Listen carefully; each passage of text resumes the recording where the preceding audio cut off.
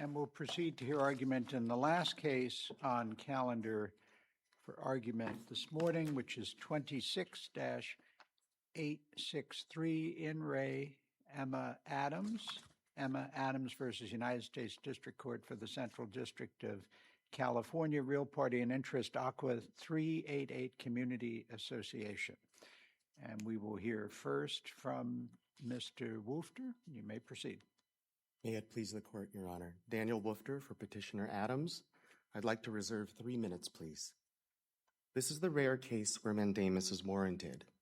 When the Supreme Court recognized the psychotherapy communications privilege in Jaffe, it explained that a patient speaks frankly to her therapist like a client to her lawyer because the conversation is not one lawsuit away from her adversary's hands. Remove that assurance and the honest conversation never happens. The lawyer cannot adequately represent his client. The psychotherapist cannot effectively help her patient to heal. As the D.C. Circuit explained in Koch v. Cox, the reasons Jaffe gave for the existence of these privileges are the same. So the waiver rules must be analogous. In footnote 14 of Jaffe, the court said, like other testimonial privileges, the patient may, of course, waive the protection and then doesn't have an issue of waiver in front of it and says it doesn't tell us anything about waiver. So I understand there's a split of authority on this, but the Supreme Court doesn't seem to point us one way or the other in this. So how do we decide? Well, I think that the right way to decide this, Your Honor, is to look at what the D.C. Circuit said in Koch v. Cox and to look at what the Second Circuit said in Henry Sims, which agrees with Koch v. Cox, the only two to actually engage with Jaffe's anti-balancing rationale from outside this circuit. And what they said there is that a plaintiff waives only when, quote, consistent with the Supreme Court's analogy in Jaffe, he does the sort of thing that would waive the attorney-client privilege, such as basing his claim upon the psychotherapist's communications with him, or, as with the marital privilege, selectively disclosing part of a privileged communication in order to gain an advantage in litigation. That's at 489 F. 3rd 390. As we noted in the reply, Henry Sims quotes this language approvingly. And to find waiver, as I just noted, in the attorney-client context, it's not enough to say, I thought what I was doing was legal. You have to take the further step of saying, I'm not liable because I reasonably relied on my attorney's advice that what I was doing was lawful.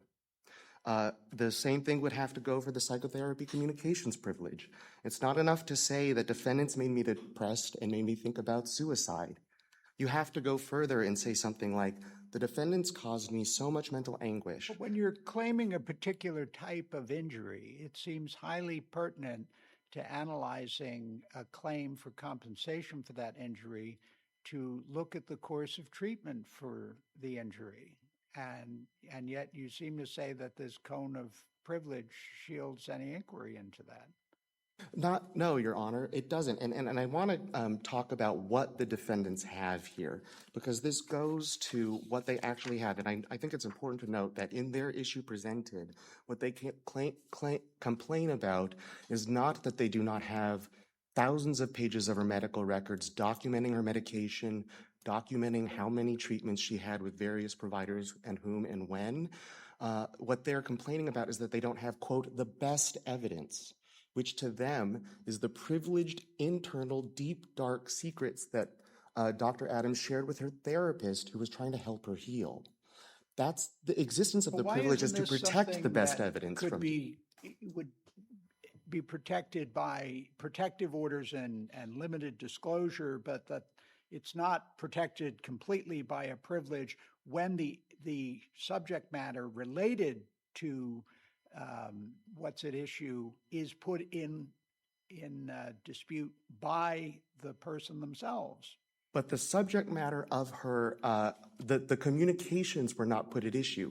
Again, I return to the attorney-client privilege analogy for this purpose. You could say the same thing about the attorney-client privilege here. Of course, her communications with her lawyers since 2020, or I guess it was since 2023, would bear on the context here. It could confirm, refute, or contextualize her emotional distress, which she has put in issue. And those communications are obviously relevant, but the privilege exists because she has not asserted that something. It's different because the conversations with a therapist are designed to treat the very condition for which compensation is sought. And what Jaffe said about that is that the public interest in protecting that from disclosure, even when extremely probative, it is not that the privilege still exists. So Jaffe that wasn't a fact pattern in which it was a plaintiff seeking compensation for emotional injury. It, was someone who may have confessed to the therapist that she was in fact guilty. right, but like the attorney-client privilege, it doesn't matter which party is seeking to protect their communications. The point is, what is it that waives that party's right to protect them from disclosure? And here, what the court said in Henry Sims and what the district's DC Circuit said in Cox is that it is the affirmative act of the plaintiff to put the substance of the communication itself at issue. And no one here disputes that Dr. Adams has never done that in either of her first two trials. She stipulated to keeping them out of the third trial. As I understand it from Jaffe, the status of the privilege at the state level is entirely statutory. What do the states do with this issue? I know what the parties have said, some of the, so what do the states do with this issue? So in fact, I believe that what Jaffe was describing was what the states do with this issue, because in finding the federal common law right. This issue of whether or not asserting a claim for significant emotional distress amounts to a waiver of the privilege with respect to treatment for emotional distress from a therapist. I apologize, Your Honor. I have not scoured the state case law for that answer. I'll follow with a 28-J letter. But what we do know is that the federal courts have looked at this issue, and when looking at the federal common law right, the ones that have actually engaged with Jaffe's reasoning, the two cases I just highlighted, Sims and Koch, they both say that it's the affirmative reliance on the communication itself. And I think it's important to note that what she has given to the other side is nearly 5,000 pages of her medical records, very private stuff going down. They asked for her gynecological records going back to 2014. Tell me about those 5,000 pages. What do they consist of? They're all her medical records. They include her dates of treatment, what she was diagnosed with. Provided by who? By all medical providers, including her psychotherapist, by the way. The only records that the psychotherapist, that privilege was claimed over, were the communications themselves. The 600 documents were the therapist's contemporaneous notes about what it was that they discussed. That the very heart of the psychotherapist privilege that Jaffe recognized. They have all of the dates of her psychotherapy treatments. They have the medication she used. And they even have in addition, what she was being treated for, depression, suicidal ideation, or what is it? I believe that's correct, Your Honor. What they don't have are the discussions that she and her therapist had. And that's what they're asking for. They're asking for that because it's the best evidence they can think of to try to diminish or defeat her claims on a third bite at the apple here. And I think it's important to note that. Is there any in-camera submission with respect to the part of the discovery that you are trying to protect, that is the communications themselves between your client and the doctors? We have not had to disclose those. We did have to submit them in camera as part of some of them as part of a September 12 order from the court. When my client was undergoing inpatient treatment, the court ordered her to submit medical records for in-camera review so that he could make sure she was telling the truth. He didn't, I think, maybe believe the context of why she was not able to attend a status conference. Submitted records relating to the treatment versus her communications with her psychiatrist? I have to look at I don't recall the details of what it was that she submitted to the judge, Your Honor, but I believe he looked at the communications at a minimum with regard to the treatment she was currently receiving by that point. And certainly the district court didn't review the documents going back 10 years that evidenced these communications? No, and didn't need to, because we gave them to the other side as part of the discovery. We ultimately turned over all of the 5,000 documents or nearly 5,000 documents of her physical medical records, which include what she was being treated for. just not the substance of the And communications. was that developed at trial during cross-examination that you have in fact been treated over the course of time for depression and some of these other things like anxiety and Well, so what was the defense in the first and the second trial, and this is part of the toolkit they already had, is they knew about her brother's murder.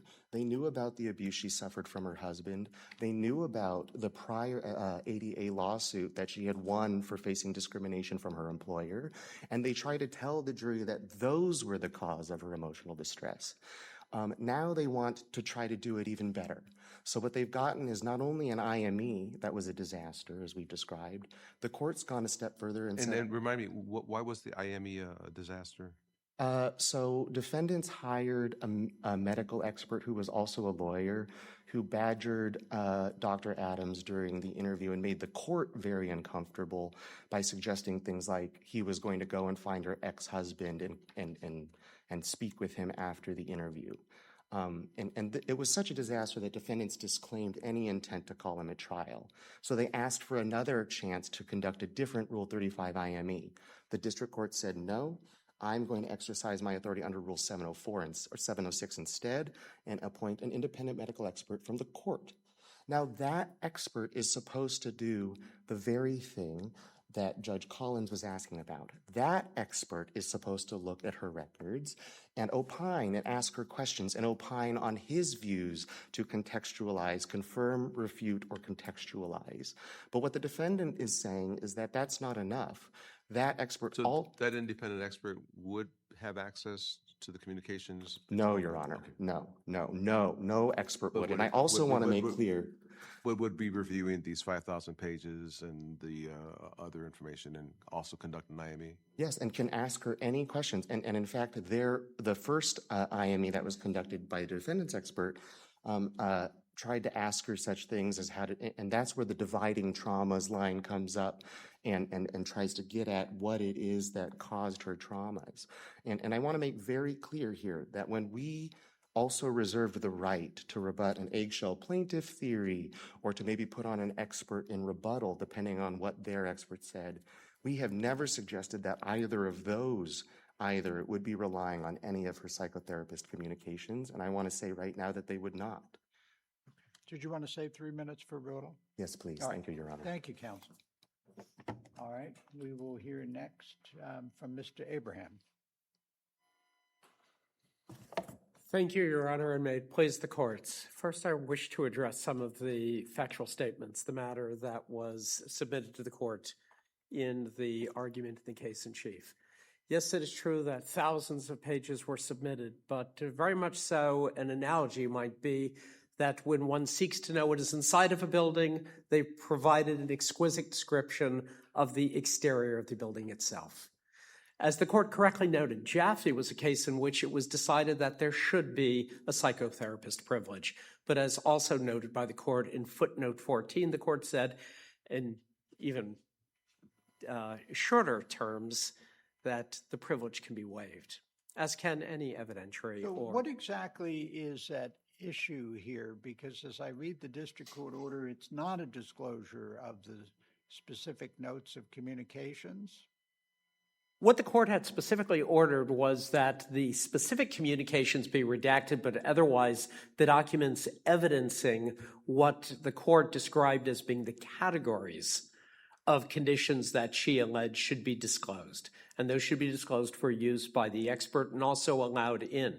The court reserved certainly the question of whether or not it would require the unredacting of that information to the extent it was necessary. Are you seeking that in the district court? Yes, in fact, Your Honor, we would, based upon what will be that is disclosed through the independent expert's examination. But that's not here yet at this point because the district court hasn't, but you are seeking that, continuing to press that in the district court. Ultimately, yes, Your Honor, that would be. And that's consistent with a line of cases that talk about Rule 35. As the court is aware, when first the whole question of the contours of this privilege arose, it arose, it was in the context of a Rule 35 examination. And the question that was initially presented to the court was whether a necessary standard would be applied.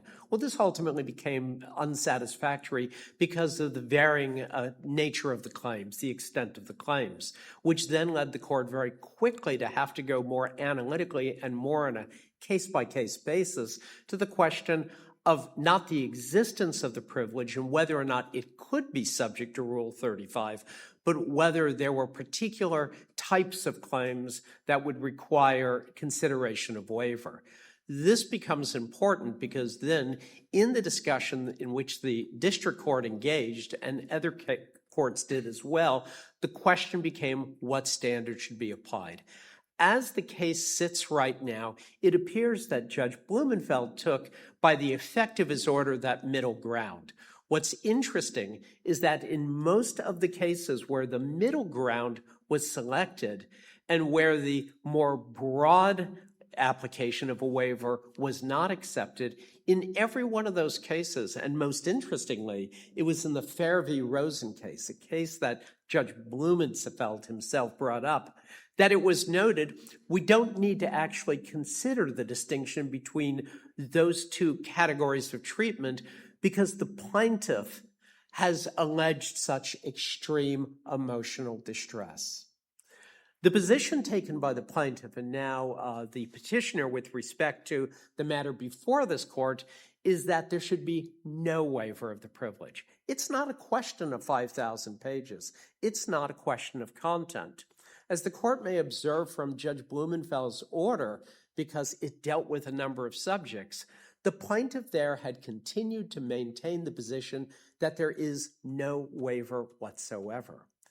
We are not asking the court to decide the question of whether there is no waiver. We think there was a waiver. The question is to what degree that waiver should give effect to what is required to be produced. And there, although the court in Fair v. Rosen and in a number of others have rejected the middle ground approach, they say it's too difficult. It doesn't provide enough notice. It, in fact, recognizes the essence of waiver argument that exists in every case where a privilege is implicated. Waiver is, in effect, the voluntary bargain into which a party, a litigant, especially a plaintiff, engages when they decide to put an issue, a matter in issue. Not to borrow too much from the prior case about horses, when somebody falls off a horse, if they break their arm and medical records are sought, it's not complicated. There's going to be an injury, there's a damage to the body physically manifested, and there may be other components. There may be an emotional component.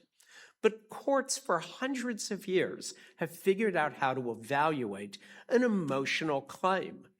When a batter is hit by a pitch and now is afraid to step too close to the base, he's made a calculation based upon an emotional reaction to it. Now, were that actually a tort and not just the game of baseball, a court or a jury would be well equipped to evaluate it because it's the psychological trauma that ordinarily attends every kind of tort. In the psychological area, this is referred to as the garden variety emotional distress claim. This case is not the garden variety emotional distress claim. In fact— So let me ask about that. Yes, sir. The idea of garden variety versus something beyond garden variety involves a certain level of balancing, which Jaffe seemed to warn against. But to the extent that you have courts who adopt a narrow approach, which consists of requiring the privilege to be waived only when the party places the privileged communications directly at issue, why shouldn't the court follow that view, viewing it as more true to what Jaffe is directing us to do? Well, in fact, it's important to note that Jaffe, as I think was observed, was a case very unusual in its circumstances. So to get into the details just briefly, you had a police officer who was involved in an officer-involved shooting. The person died. An action was brought as a result of it. There was concern because as a part of going through an officer-involved shooting, there was counseling. And within the counseling was the question of whether things were said that would reveal whether or not the act itself was a consequence of intent or of the circumstances. Jaffe was never called upon to address the question of whether the claim could be waived because it was an attempt, so to speak, by the administrative agency, we'll say the state, to intrude upon that privilege, the one that the court, a somewhat divided court, had decided does exist. We definitely don't have those circumstances here. And since then, Jaffe has not been the defining point for deciding the one thing that the court mentions in only a few words in footnote 14. There can be a waiver.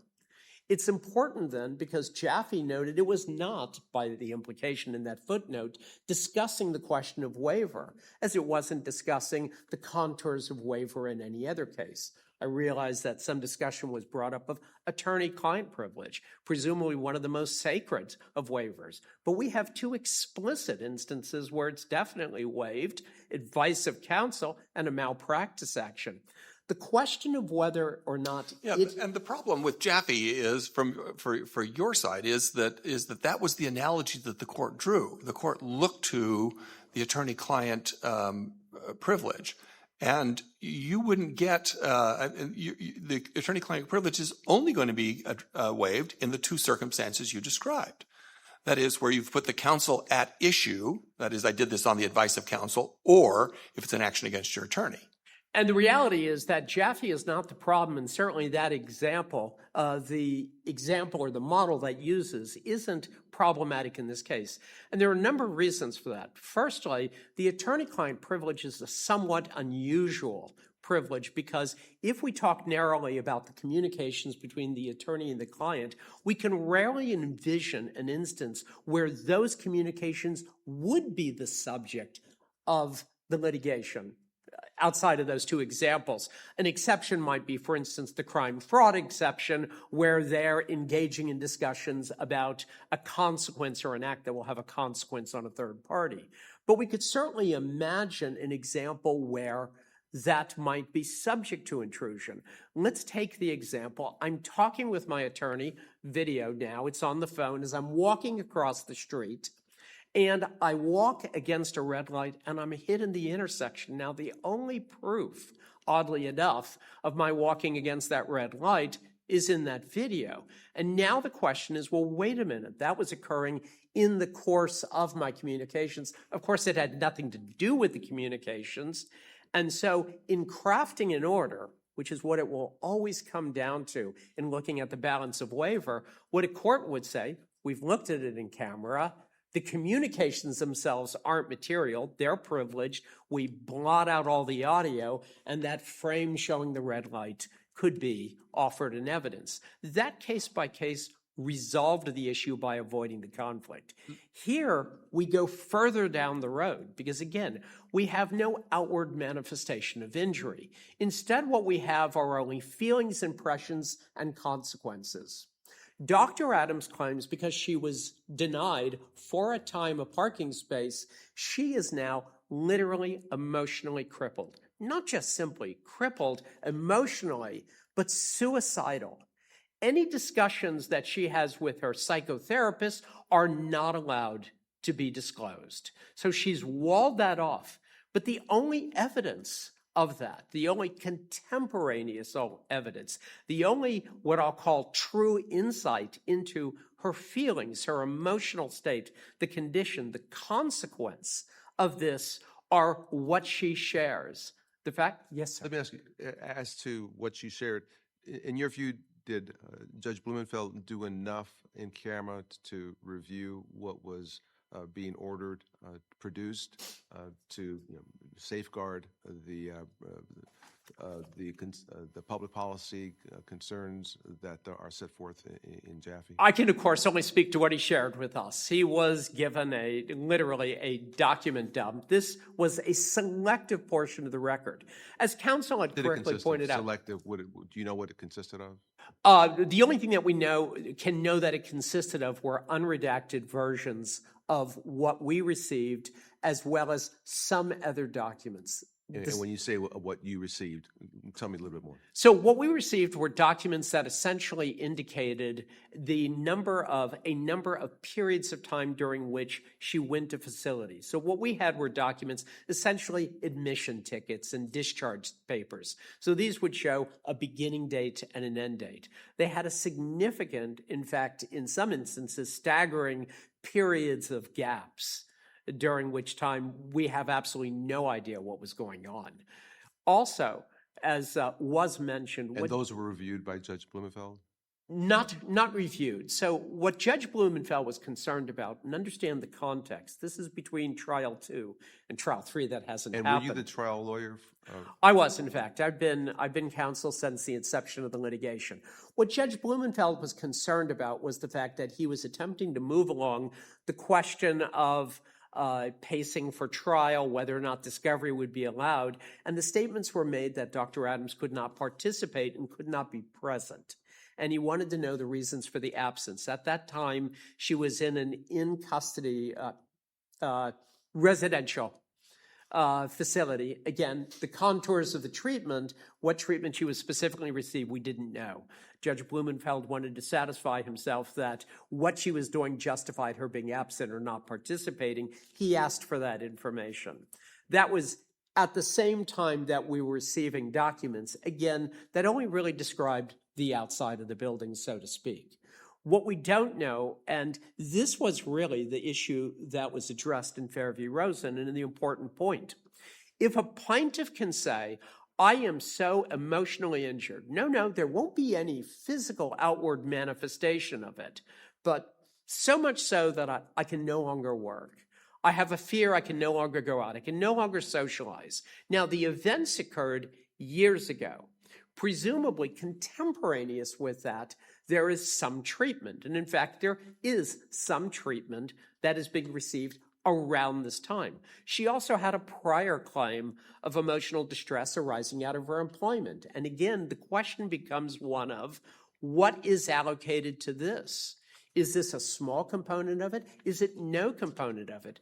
But because the only evidence that could possibly be discovered relating to her experience and her conditions is not found in an intake form or an outtake form, but in the communications, we think a middle ground approach where first, if appropriate, the court reviews it in camera and decides how much should be received relative, again, to the discussion at hand. The discussion at hand, the second part of it, is the evidence of itself to support or defend against the claim. But the question of the degree of waiver. And there, although a number of courts shied away from wanting to engage in that debate, that's the very sort of analysis with which the magistrates and district judges engage every time they deal with waiver. We think it's appropriate in this case. Thank you, Your Honor. All right. Thank you, counsel. We'll hear rebuttal.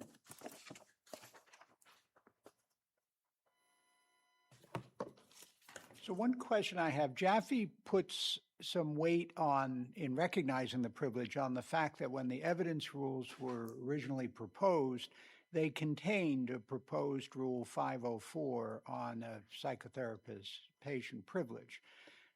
Why shouldn't we recognize then also the exception that is stated in that rule? Because the Rule 504 on this that was originally proposed had an exception. There is no privilege under this rule as to communications relevant to an issue of the mental or emotional condition of the patient in any proceeding in which he relies upon the condition as an element of his claim or defense. And the advisory committee note for that says, by injecting his condition into litigation, the patient must be said to waive the privilege in fairness and to avoid abuses.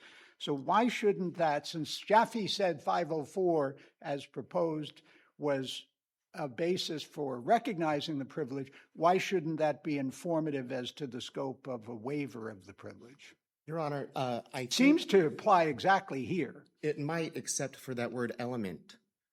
Mental or emotional condition as an element of the claim. So Damage is an element of the claim, and this is an element of the claim. It's the emotional damage. You do not have to, Let me back up here for a second, and I'll just say that I actually want to address this by addressing something my friend said about Jaffe, and in saying that falling off the horse is the same. And I think this answers your question as to why that can't be the case. When you fall off a horse and you break your arm, you're not going to forego seeking medical attention, no matter if you think litigation will ensue. The Supreme Court said that is not the case for the psychotherapist communication privilege, that even the mere disclosure, confidentiality is not enough. The mere disclosure or threat of disclosure is enough to interfere with the relationship, just as with the attorney-client privilege. That's the point. Jaffe says it in terms, and it says that it's the highest risk But that would when say you that- when you seek that would say therapy there's in never a waiver. preparation. Well, potentially, unless the plaintiff puts the communication at issue, right? If she tries to prove her claim by making an element of her damages that she had to seek psychotherapy and get treatment for it, of course we can't use it as a shield and then protect the substance of those communications from the other side. But she hasn't tried to make her treatment an element of the claim. She has only said that they caused her to feel distress, insomnia, and I also want to point out that it wasn't just her. There are recipient witnesses here.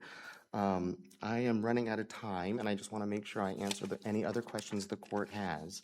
But I want to note that garden variety and severe emotional stress, they cannot tell you what that line is, because to Judge Curiel's point, that is balancing. That line to this judge was apparently $2 million or less, but the moment she sought $2,001,001, she is now seeking severe damages. I'm not sure why she didn't have to produce them to support a $2 million remitted her, but she does to have a third trial. Okay. Thank All you, right. Your Honors. Thank you, counsel. The case just argued will be submitted, and the court for this session will stand adjourned. All rise.